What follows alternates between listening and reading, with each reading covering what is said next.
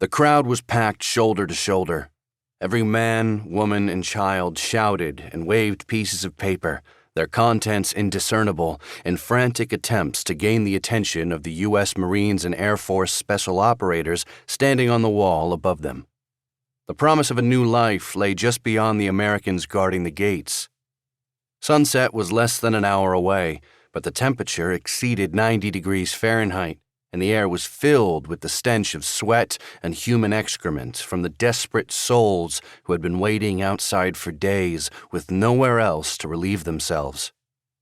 There was no respite other than a dry wind periodically blowing from east to west, away from the gate and down the canal full of civilians struggling to shove their way to the front.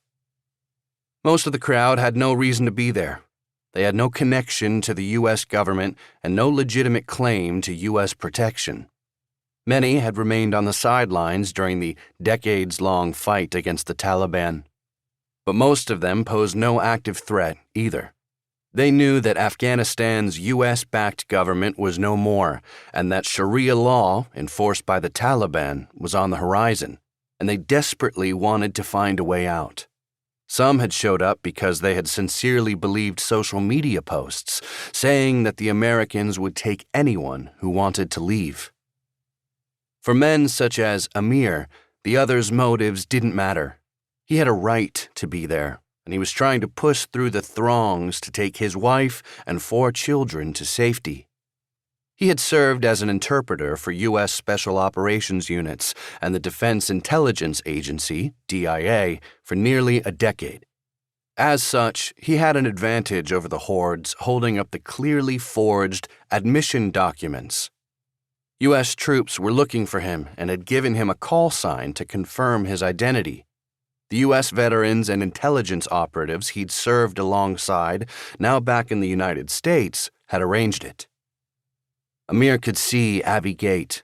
He took a picture of the troops standing on the wall so they'd know where to look, and another of the call sign he'd been told to paint on a placard, Pale Rider.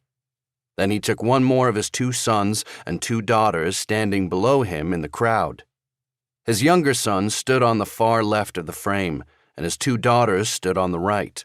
His older daughter, 6 years old with soft brown eyes, gazed directly into the camera with an inquisitive smile. His younger daughter, the baby of the family, was distracted by ongoing commotion and blissfully unaware of the moment. Between his younger son and daughters stood his oldest child, an 8-year-old boy with large eyes, tousled hair, and a troubled expression. He seemed to be the only one who realized that things weren't okay. At 5:30 p.m., Amir sent the photos to his handlers in the United States, who in turn would relay them to the troops waiting for his family. His family was 100 feet away from freedom. The U.S.-based operatives acknowledged his message and replied with further instructions, but Amir's transmissions went silent. A few minutes later, 3rd Platoon of Echo Company, 2nd Battalion, 1st Marines, known as 2-1, gathered 1,250 feet away for a group photo. In less than an hour, they'd begin their final shift at Abbey Gate. Their platoon sergeant tried his best to capture a moment to commemorate what they'd endured together.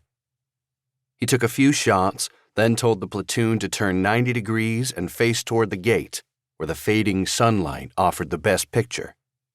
The Marines first saw a flash of light, then felt the concussion of a blast in their chests. For a few seconds, everyone remained frozen in place while their brains attempted to process the sensory overload. Reality set in as body parts started raining down on the cement around them. The entire platoon sprinted toward the gate. By nightfall, military officials announced that 13 U.S. service members had been killed in action in a suicide bombing at the entrance to the airfield. 11 Marines, a Navy corpsman, and an Army staff sergeant from a special operations unit. At least 170 civilians were killed in the blast as well. Amir's oldest son was among them.